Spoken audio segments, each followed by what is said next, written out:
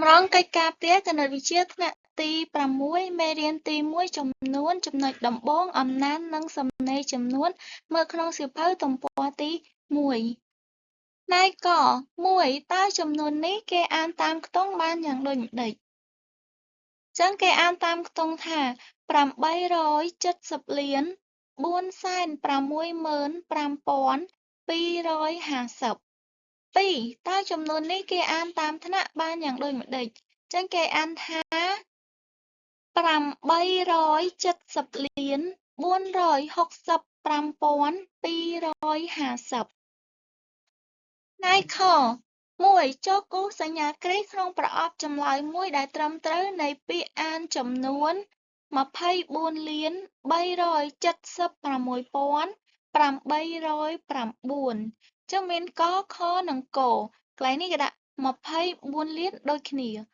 376ចឹងខ្វះពាក្យពាន់ចឹងចម្លើយកនេះខុសហើយខាងនេះដូចគ្នាមើលបន្តទៀត800ចឹងអត់មានពាក្យ9ក៏ខុសដែរ809ខាងក្រោម509ចឹងចម្លើយត្រឹមត្រូវគឺក2ចូលសរសេរពាក្យអាននៃចំនួនខាងក្រោមតាមខ្ទង់និងតាមថ្នាក់ចំនួនកនេះគេអានតាមខ្ទង់ថា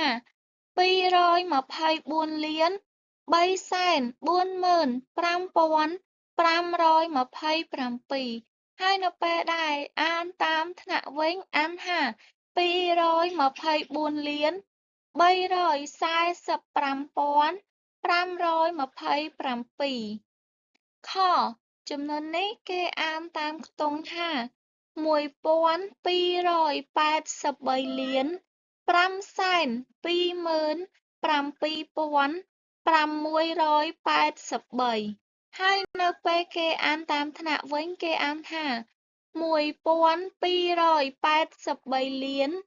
527,683 3ចូលសរសេរចំនួនតាំងពីអានខាងក្រោមក135លាន353,452ចឹងគេសរសេរបានបែបនេះខ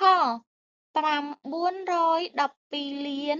543,124គេសរសេរបានបែបនេះអរគុណ